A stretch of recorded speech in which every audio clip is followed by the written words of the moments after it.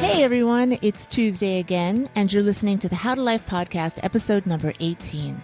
I'm Dr. Laura Jaggett, and every week I aim to give you valuable information, inspiring examples, and some thoughtful insight. This is all done with a sincere intent to make the transition into adulthood as easy as possible for you. Even if you've been there for a while now, you may find something here that can help you get over some wall that's been in your way. I gain valuable information and learn new things myself every week. And today is a huge topic. And by huge, I mean so important. And that is the subject of debt. How being in debt enslaves you and how it is 100% possible to turn it around in a surprisingly short time by deciding to get control of it, by creating a budget, and by staying focused and disciplined. It's not hard, friends. It just requires organization and persistence. I'm joined by the very warm and entertaining Jason Hoschouer, who wears many hats, including that of personal financial coach. He shares his story of how once upon a time he was almost $78,000 in debt, but he got out. In this interview, he tells you how he did it. He talks about the 5 steps you need to take to achieve it yourself, and there are only 5. And he wants you to know that you absolutely can do it too. Hi, Jason. How are you? I'm doing lovely. How are you? I bet you don't get a lot of people that say lovely. Well, I'm glad you're lovely. You are a lovely person. And I have to thank you so very much for joining me today. I have to tell everybody here, I'm usually a planner, an organizer, and I over-prepare for these things. And today, I'm winging it. I love Jason, it. This is what we call an organic kind of conversation, right? I'm sure you have a list of questions, at least sort of in your head, and you're ready to go, but you don't have them numbered. That is exactly right. The show is specifically about budgeting. That's all I want to talk about. However, Before we do that, I want you to tell everyone a little bit about yourself. Sure. So my name is Jason. I am better known on the interwebs as Motor Cop or simply MC. I have been a police officer. It'll be 22 years at the end of this year in December. I am many things. We talk about on our podcast, which I should mention I'm a podcaster as well. I co-host a show called What's Your Emergency that I co-host with a firefighter. So it's a cop and a firefighter talking about the emergencies in life. We've been doing that now for a couple of years. We had an older show we did for about 7 years prior to that. I am a blogger. I'm a writer, an author, a financial coach. But at the top of that list, I am a husband, a father, and then eventually, about number 8 or 9, you get to police officer. But I have been focused on, we call it edutainment. We like to educate and entertain our audience, be it via podcast or in writing, or if we do in-person meetups, and we talk about basically whatever folks want to talk about. But my focus these days really is budgeting, just simply how to create a budget. And it doesn't have to be a difficult task. Budget often is sort of a negative word. People don't like to think about it because they think they're going to go without, or it's too much, or it's something they just kind of want to shove under the bed. It is absolutely that. I like to equate it, what most people think of, it's kind of a straitjacket. Like you put on this coat and you're all wrapped up tight and you can't do it. It's restrictive. It's bossy, which could not be further from the truth. Budgeting is the most liberating thing I have ever done with my money. Why? Because I'm the one that makes it. So if you make a budget and you don't like the way it's treating you, change it. That's the bottom line. It is such a misunderstanding of the concept of what a budget is. All it is, like John Maxwell said, it's simply telling your money where to go instead of wondering where it went. That's it. Take the mystery, the fear, the consternation out of it. It's just some numbers on a paper that didn't appear magically. This isn't a Harry Potter piece of paper. It's something you made. If you don't like it, blame yourself. But I got into it because my wife made a statement and then asked me a question in 2009. The statement was, I'm worried about our finances. And my defenses, for whatever silly reason, didn't immediately go up because we were making a decent living. I'm a police officer in the Bay Area. I was making right around six figures on the low end of the $100,000 mark, but I also live in the Bay Area, which means at the time, my mortgage with the second on it was about $3,400 a month. We were paying between two car payments, another $1,100 a month. Plus we had almost $80,000 in debt.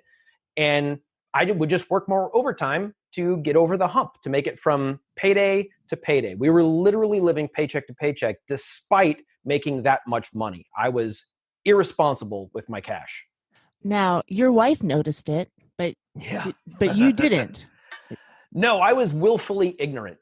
We had a 3-year-old when she made the statement, and she was pregnant with our second kid. And through our debt-free journey, we added a third daughter. I have 3 daughters. Oh my God. A third daughter, and we were still able to get out of debt on only my income. My wife was not working outside of the house at the time. Did you know about the debt and you just ignored it? I didn't think of it as this monster in the corner.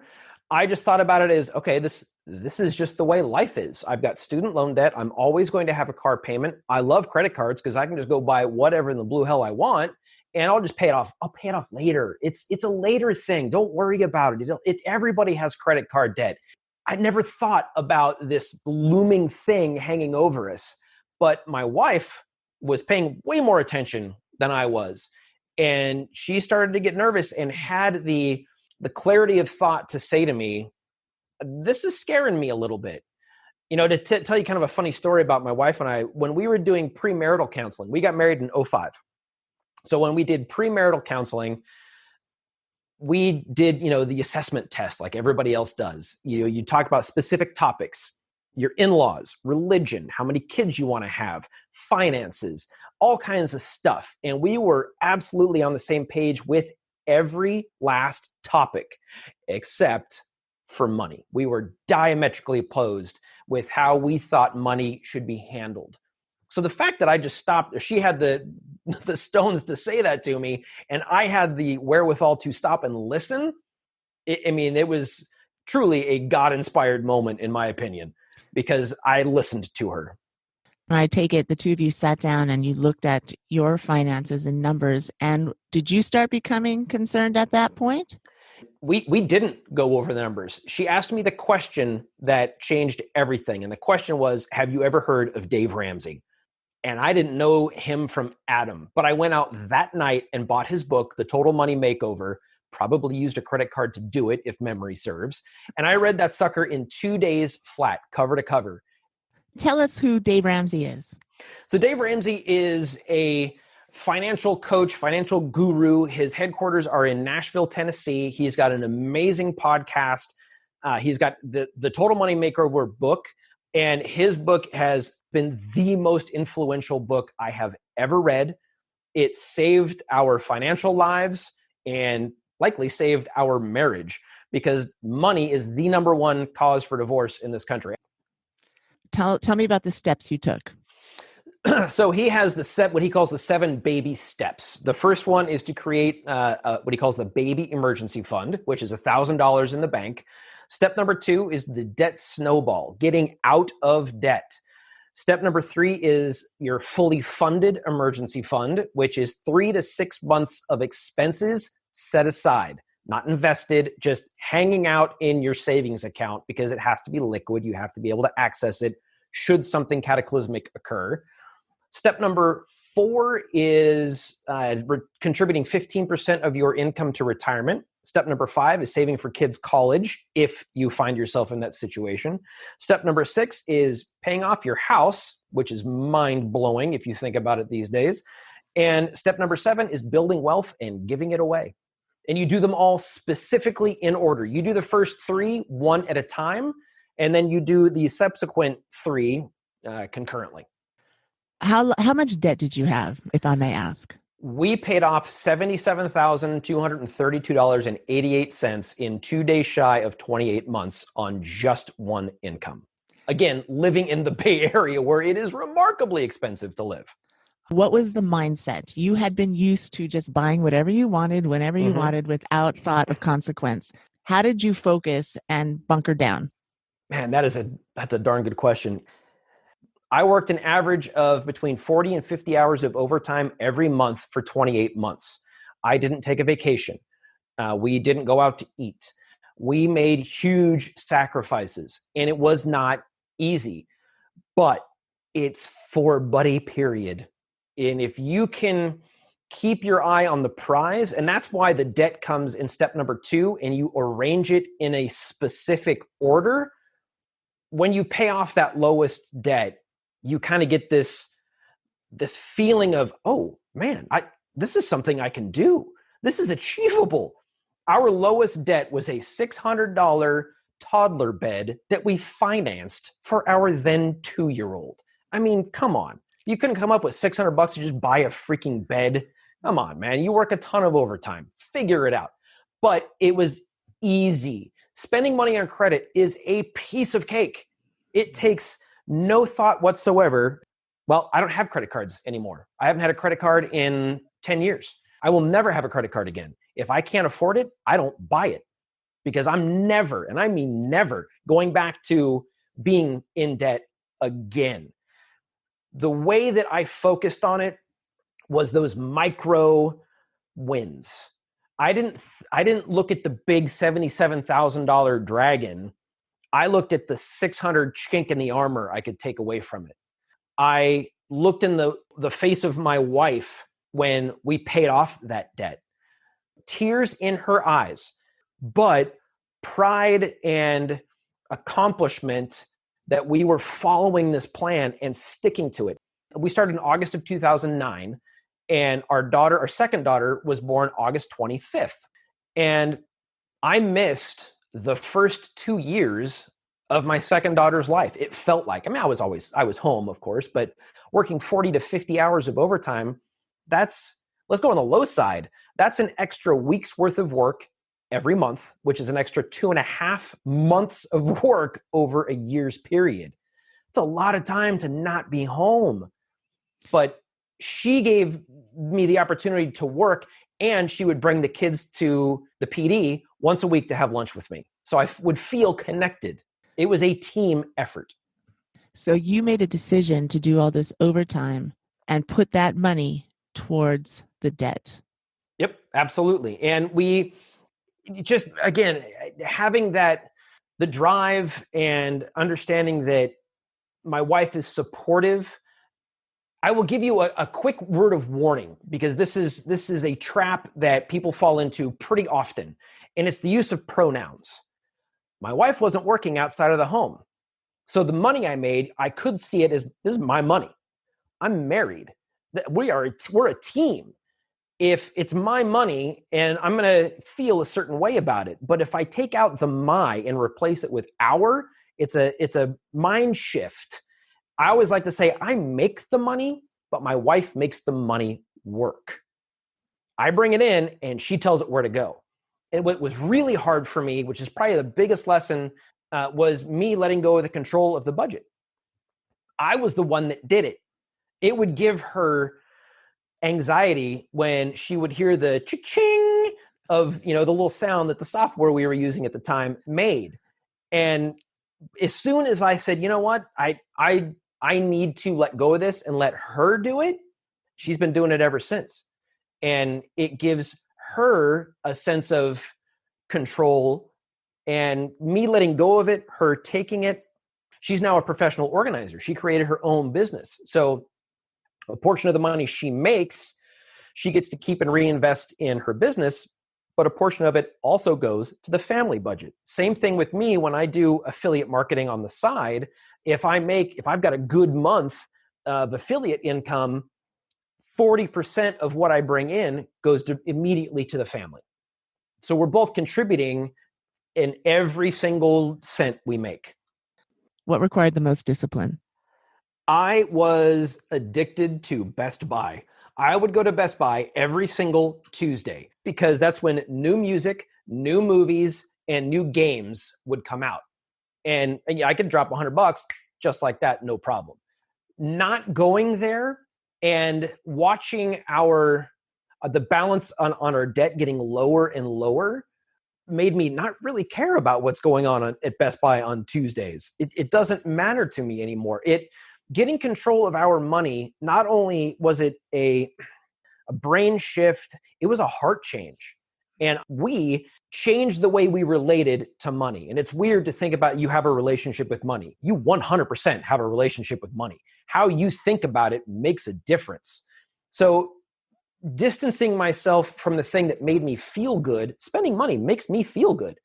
That is a very natural human reaction. But through this experience, I have learned patience, and I have learned about delayed gratification, and I've learned self-control. I didn't have any of those things before we started getting out of debt. Looking back, I can see crystal clear every single mistake I made prior to August of 2009. And we've made a bunch of mistakes since. We're human. We screw up our budget from time to time. But the pivotal moment for me, I was coming home from work, and when I get home, I see an email from PG&E, our local gas and electric utility supplier. And I had a bill for $300. I couldn't afford that bill. I made $100,000 a year, and I could not afford a $300 expense. My big tough cop response to that was I went to my bedroom and I started crying like a baby, because here I am supposed to be the provider for my family, and I couldn't do it. And I literally, quite literally said out loud, "Oh my God, I don't know what to do. I need help." And my wife came in. This is not a joke. This is not hyperbole. This literally happened. 2 minutes later, my wife walks in the room, says, "I just got off the phone with my sister. My grandma is moving from one end of the country to the other. She's selling her house, and we're each getting $1,000. Talk about a literal answer to prayer. And my response to that was awesome. We were able to pay the bill, and then we blew the rest of it. Who knows what happened to it, because we weren't budgeting at the time. It literally took my wife kind of smacking me across the face with that question and then remembering, "Hey, dummy, you couldn't afford $300, but when you got it, you got an answer to your 'please help me God,' exclamation, and you ignored it. You ignored it. That's irresponsible. You were supposed to be providing for your family. You're a police officer. You're supposed to lead by example. You're a leader in the community, blah, blah, blah." And I just stumbled and fell on my face. And it hurt, and it should hurt. Stupid should hurt. And to anybody who finds themselves in this situation, you can turn it around. At any time, you can turn it around. You make a decision, and you come up with a plan, and you go. So, Jason, why don't you tell me about your plan? So I created something I called the 5-Day Budgeting Challenge. So last year, I held a live 5-day budgeting challenge. I was able to find, 15 folks that would meet me live on Zoom. And so I led this 5-day budgeting challenge with the idea of, okay, these are kind of my beta users. I want to get some feedback from them. I've got kind of this loose approach to budgeting. I had written a book called Badges and Budgets. You can find that free on my website at themotorcopmindset.com. And I was thinking, I really want this to be something that is evergreen. So for those of you listening, evergreen simply means that I don't have to go through a launch process every 4 months or whatever. It's just out there. When I'm doing interviews or on my podcast, I can drop the link at themotorcopmindset.com/budget challenge. And that's it. It just lives there and automatically delivers these 5 steps. So I sat down and I created it. And it's 5 steps. And the steps are, the first one is list it. So you will get an email. If you sign up today at themotorcopmindset.com/budget challenge, you'll get 2 emails. One's a welcome email. And then boom, day 1, step 1. Let's get to work right now. You watch the video, you read the email. It's about the first video is about 10 minutes long, and it talks about list it. And that is simply the first step in this 5 days worth of steps. And what that step means is you're going to kind of review the last 3 months or so worth of your spending. You're going to go to your bank and you're going to print out all the stuff you've done. And you'll have access to a category list, a PDF that I provide for you. And then you can just categorize all of your spending. And that's it. You're done. which is, again, really easy to say, but it is one of the most intense steps. And then day 2 is count it. And that's where you look at all of your income. And then I talk about some strategies with income, how to add to it, why I want you to estimate low, a number of different theories about your income. But suffice to say, you add up all of your income, be it through salary, any secondary jobs you have, any affiliate stuff you got coming in. Maybe you have a rental house you make a little extra cash on, whatever. That's step 2. Step number 3 is pay it, where you bring those 2 first steps into play. And I will teach you how to prioritize your spending. I call it the facts, just the facts, ma'am. Food, accommodations, clothing, transportation, and services. You pay those 5 things first. I didn't say MasterCard. I didn't say Ford. I didn't say student loans. All that stuff will get addressed, but the first thing you take care of are the facts of the matter. And then you'll prioritize from there. Step number 4 is called fund it, which is where we talk about what a sinking fund is. And basically, in a nutshell, what that is you're going to need to make some expenditures for your car. Now, your car is going to need new tires. Unless you are driving around a track all day long or doing burnouts or whatever, you're not going to need tires every month. But just to have a number to talk about, let's say it cost you $500 to replace the tires. Do you want to take a $500 hit, or do you want to spend $100 a month for 5 months saving up for it? That's the concept of a sinking fund. And there's a number of examples I give of categories where this would apply. Step number 5 is kill it. And that's where I teach you how to do the owl or the debt snowball, if you want to call it that, why you organize it the way you do, why it doesn't make mathematical sense, but it really addresses more of the behavior change and how motivation and discipline and building habit all come into play once you kind of get to that step. That's it. It's 5 easy steps, 5 days. And if you stay consistent with it, if you stay intentional, this is what I ask you in the welcome email and day 1, make time to do this. And I'll be honest with you, I don't care what you did yesterday. I don't care. And neither should you. If you want to know how to get from point A to point B, if you enter into your GPS, I want to go to Tahoe. Great. The other thing you have to enter is where you are. Once you know where you are, stop worrying about what you did. It's not about what you did. I agree with that mentality 100%, not just with finances, with everything. Yesterday doesn't matter. When you've come to the crossroads and you decided you're making a new turn, it doesn't matter how lost you were, how long it took you to get to this crossroads. You just go forward. The first step is always the scariest. It's always the hardest. You have created a set of habits that have led you to where you are right now. When you're doing step 1, which is list your income and expenses, and if your expense list far exceeds your income, what do you advise to someone who might want to just run because they don't want to have to face the music? That question reminds me of one of my first clients. So in 2013, I became a Dave Ramsey trained financial coach. So I established a side business and started coaching other first responders about how to do this. Well, there's a guy that I got connected with over the blog, and he'd been following me for a while. And when I kind of metaphorically hung my shingle out on the socials about, hey, I'm making this service available, and I did and still do charge for one-on-one coaching.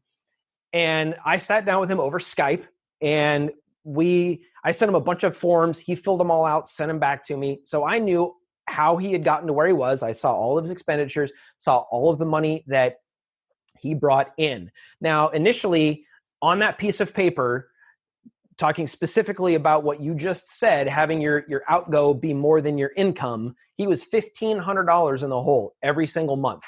And the look of abject terror on his face was, well, terrifying. He was so scared. And by the end of our 2-hour session, he went from $1,500 in the hole to $1,500 in the black in 2 hours. That's a $3,000 shift in position just by getting organized. It wasn't that he, as a matter of fact, was making less than he was putting out. It's the way he was organized, well, the lack of organization in his budget. And he's very proud of the fact that he was making $50,000 a year, and in 18 months, he paid off $35,000 by getting organized. Most people get to where they are in their finances from a lack of organization. It's not a lack of or out of control spending or not making more than they spend. Most people are okay. That doesn't mean that there's not some cuts to be made. That doesn't mean that there's not some shift in mindset and behavior and spending that 100% need to occur. So to answer your question directly, get organized. If you're freaked out about where you are in income versus outflow, you need to get organized. You need to reevaluate your priorities. You need to prioritize your spending, specifically with those facts: food, accommodations, clothing, transportation, and services. Now, you got to eat every month. That doesn't mean surf and turf. You got to get from point A to point B. That doesn't mean a Tesla. That means buy you a beater. That's fine. I drove a 17-year-old Ford Explorer, went out one morning and it just gave up the ghost, like hardcore. So had it towed to my mechanic, and he's like, it's going to cost me $2,000 to fix it. The thing's worth $1,500. But because years ago we got organized in our finances, we were able to go buy a new to us 2012 Volkswagen Jetta, paid cash, $5,500. Done. We took an emergency, took the drama out of it, and simply made it an inconvenience. That's it. If you can get organized, that's where you can land. I like what you just said there about taking the drama out, because when you get into tremendous debt, there is a lot of drama, and that may be your default mode. Your whole life may be drama. So not only are you stopping to take a hard look at your finances, you also are looking at your life. What has caused you to create this snowball? Yeah, absolutely. It's, when you look at your spending, wherever you're spending the most money, that's what's most important to you. It's a very easily relatable thing. So if you're spending, like me, if I was spending more money on video games and music than I was on researching term life insurance in case I die and I want to take care of my family, that's a problem. And we reevaluated our approach to every aspect of our financial lives. And the interesting thing about doing that, making the decision to get control of our money, translated to really gaining control in so many other aspects of our lives. Yeah. We started paying attention to what we were eating. I got into great shape. We took more time in our marital relationship. We had better conversations.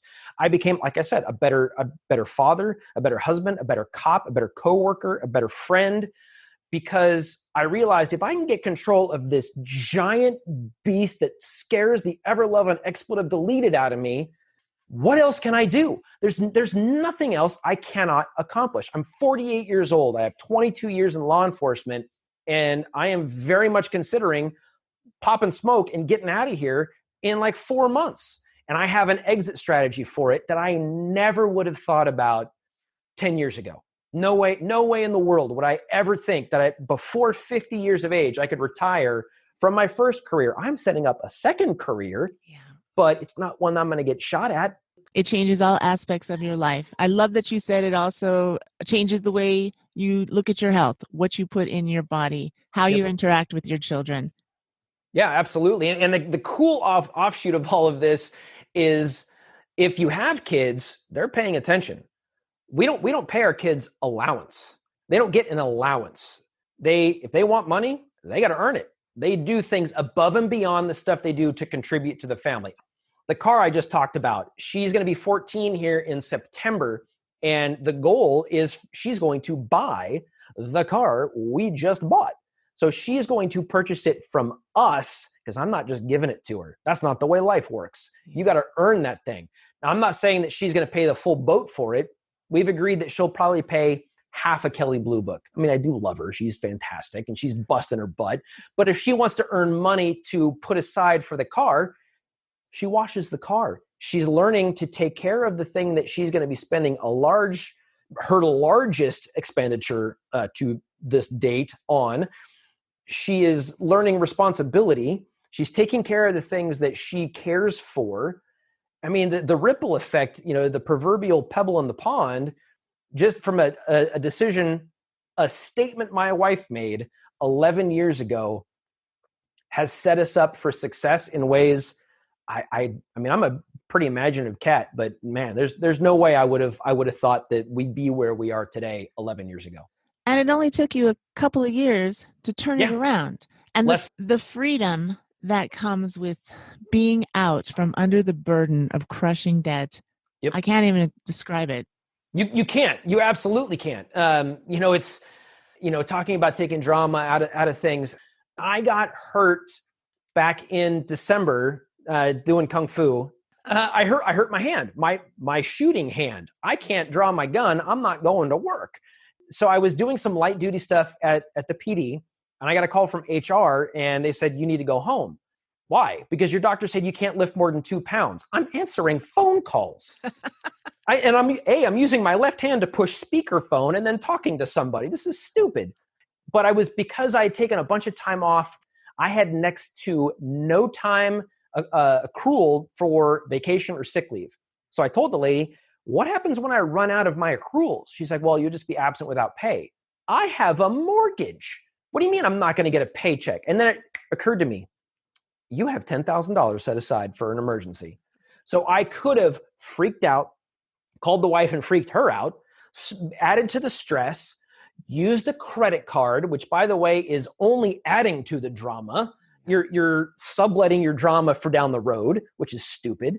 And I thought to myself, we have this money set aside. This is no big deal. We can weather this storm. Ain't no thing. Okay, I'll go home, whatever. And I did. And I ended up calling the doc and saying, hey, can you change it to 10 pounds? And then I was able to do light duty and get a paycheck and ended up being fine. But in that moment, I had this knee-jerk reaction before I pulled myself back and said, hey, no, you've set this up on purpose. Follow your own advice. And that's what we did.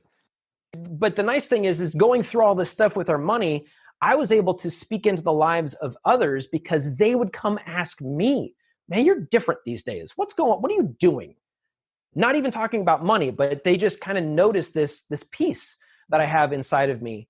And the way I relate to my wife, the way that I talk to her on the phone, what I say about her when she's not there is different because we made this decision and we did it together. What would you say to somebody who's not in debt? They're starting out their life and they have a chance to not get in debt. Follow this 5-day budget plan? 100%. And the good news is you get to skip step 5 because you're not in debt. The first thing that comes to mind that I would say to them is, man, if I could go back in time to knowing what I know now and take it back to the beginning of my career, it wouldn't even be a question. I had an initial plan to retire at 20 years, which, if you're keeping track, was almost 2 years ago. I'm still working. If I had known then what I know now, I would be like Scrooge McDuck, right? I'd be swimming in coins, man. I really would, because I wouldn't have gotten into the debt that I accrued. At least, I mean, at that point, I had student loan debt and I had credit cards, but it didn't amount to 77 grand. I promise you that. It was still significant, but I would have been out of debt by the time I was 30 instead of 38. I would have had a different way to relate to money. I would have been a better husband sooner. I would have been a better partner sooner. There is no time like the present to get your money in order. So listeners, you don't have to do it the hard way. It's better if you don't do it the hard way. It really is. It 100% is much better. Jason, what advice would you give to people who feel like they might be going without? Like in your case with the gaming and the toys, how did you soothe yourself to not miss these things? So there's a trick, kind of a hack, if you will. We had what we call blow money. This is money that you just kind of blow. And when we were getting out of debt, we landed on $50 a month per person. So $100 a month, 50 for me, 50 for the wife.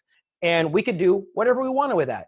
So if I'm at work in the middle of an 18-hour shift for my third 18-hour shift in a row, and I really want to go get a freaking Starbucks, I can do that.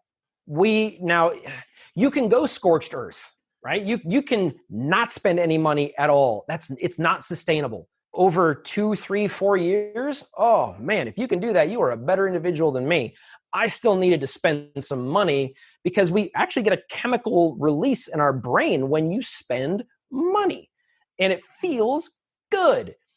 Have some money set aside to give you that relief valve, release the pressure a little bit, and let that motivate you. It feels good. You get a little reward, you get a little dopamine hit, and then you knuckle back down. And the other big payoff is when you send out a huge chunk of debt and you're like, okay, I made an extra $1,000 this month. Boom. Goodbye credit card. That one credit card where you've got $1,000 on. It feels great. Even though you have blow money, a slush fund, you are learning to stay within that budget and still getting some needs met. It's important. Yeah, it's an important lesson. It is, because when you run out of that money, you're done for that month. That's it. Here's an example of how to use blow money. So at the end of my shift, if a bunch of the guys were going to go grab a couple of beers, and I would look, I use YNAB on You Need a Budget on my phone, so I can literally look at my budget on the go and say, oh, you know what? I got $10 left of my blow money. If I didn't have that money, I got to say no to myself. But I would simply tell them, nah, I can't afford it. I spent I spent my blow money. And they're like, blow money? Boom, just open the door to talk about my experiences. And oftentimes they're like, man, we'll cover you. Don't worry about it. Awesome. Didn't cost me anything. I get beer. All good. Another benefit is learning that you really can go without. You can be quite happy, quite satisfied without all this unnecessary stuff. You really figure out different ways to do stuff in a cost-effective approach. So if I wanted to have date night with the wife, that could be, we're going to go to the park and we're going to take a blanket and, maybe we'll make a little picnic from the stuff we already have at home. Boom, date night, done. The key is date night. It's not eating at the most expensive restaurant in town. Correct. Absolutely correct. You get to be way more creative, and that skill set, because it really is a skill set, will last you forever. And there's great satisfaction in knowing that you found a better way. Oh, yeah. That is no small thing. I look back at what we did, and I definitely am proud of that. Jason, what would you advise people when they have tremendous debt or any debt? What do you pay off first? Prioritize. What's the priorities? So the way the snowball works is you list them all out and you organize it by balance, smallest to largest. Now, I say that very specifically because mathematically you would say, well, I want to pay off the largest interest rate first. Mathematically, you're absolutely accurate. But if we understood finance and math, we wouldn't be in debt in the first place. So it's about behavior change. And like us, our biggest interest rate was a credit card, and it was like number 3 on our list. And our $600 toddler bed, it was probably still, 180 days, same as cash, which is always garbage anyway. When we paid that off, we got that sense of accomplishment, which you cannot monetize. You can't put a money value on that.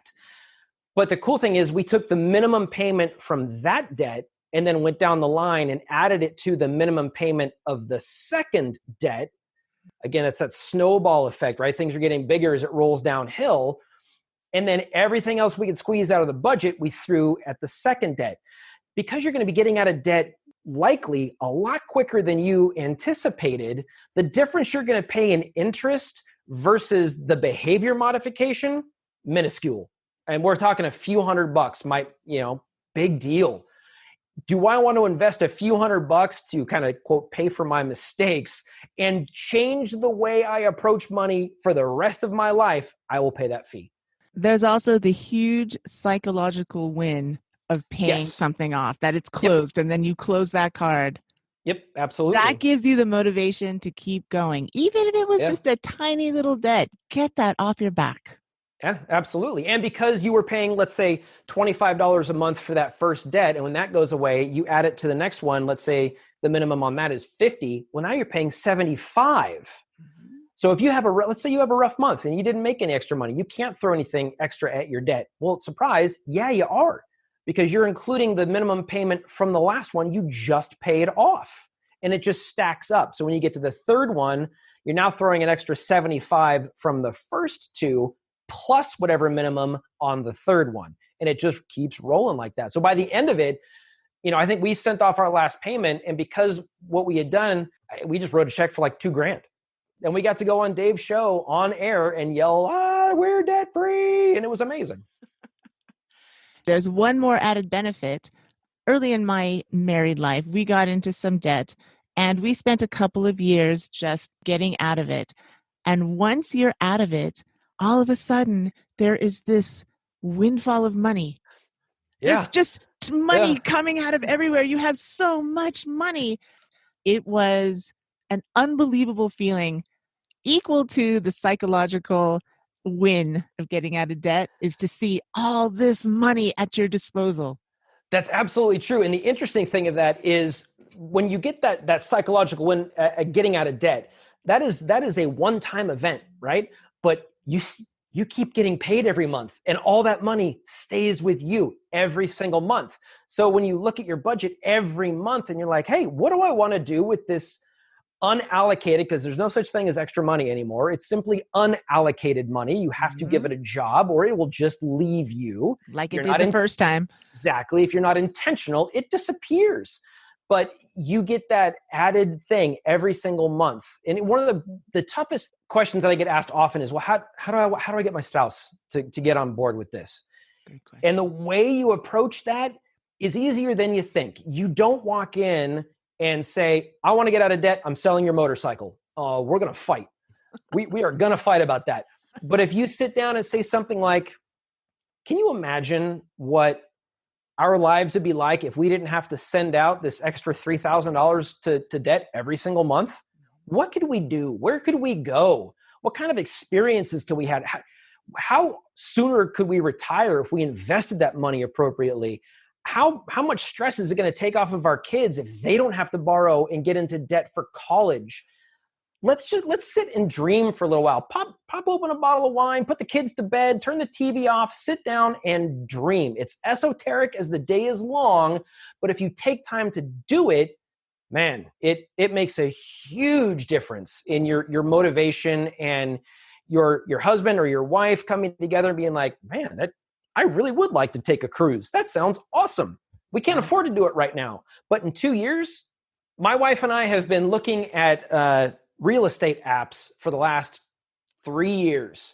We're not ready to move. Well, we certainly weren't back then, but now we're getting much closer. We've been dreaming about that for years.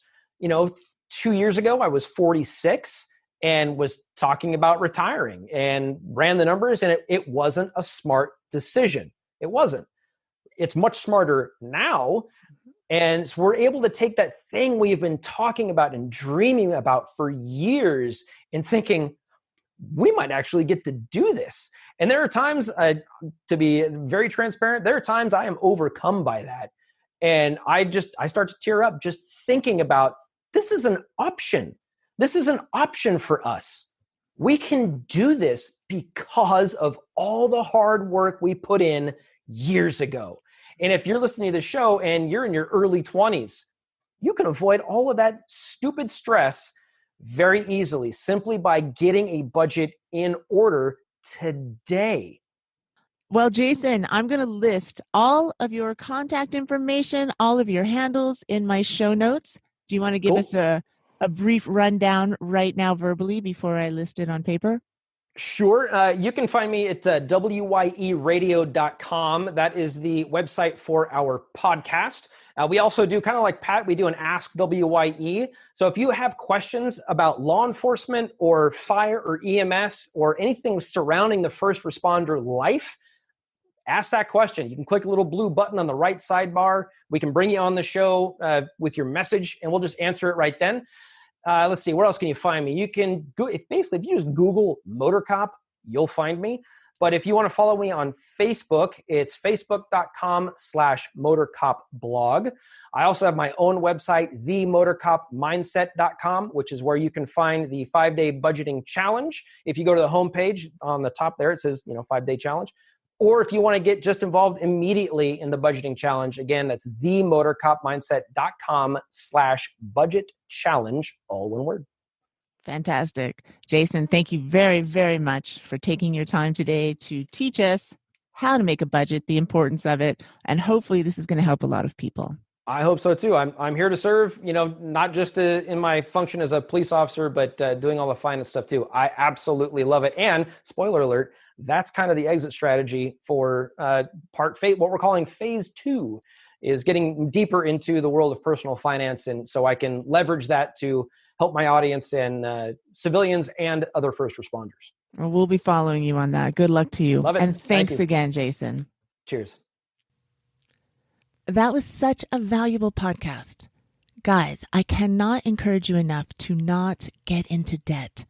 If you're starting your life and you have no debt at this moment, you are way ahead of the game, and you're going to enjoy the ride so much more. And if you are in debt right now, stop what you're doing and set a new course to get out from under it. As someone who got out of debt herself, the freedom that it provides is indescribable and invaluable, and it is 100% possible. You will be changed for the better because of the patterns you have created from paying it off. Jason has so much more information on his website and Facebook page. Go right now and just take the 5-day budgeting challenge to get started. It is absolutely free.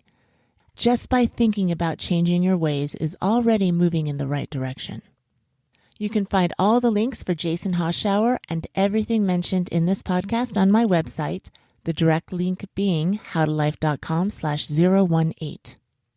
I'm really excited about this episode. If you love it too, please take a moment and give it a 5-star rating in Apple. And if you have a bit more time, a nice review helps me so much in gaining more recognition and reaching a wider audience. I thank you very much for that. Make sure to subscribe to this podcast and to my YouTube channel, How to Life, to learn how to get through adulthood with ease and grace and fun. I'm happy to speak with you about any concerns or questions you have. Just send an email to drlj@howtolife.com. We are complete for today. Thank you for listening, and I wish you a purposeful and fulfilling week. You are getting stronger and wiser. Do good work, be kind, and celebrate your wins. You're doing a great job. There is nothing to worry about. All is well. You got this.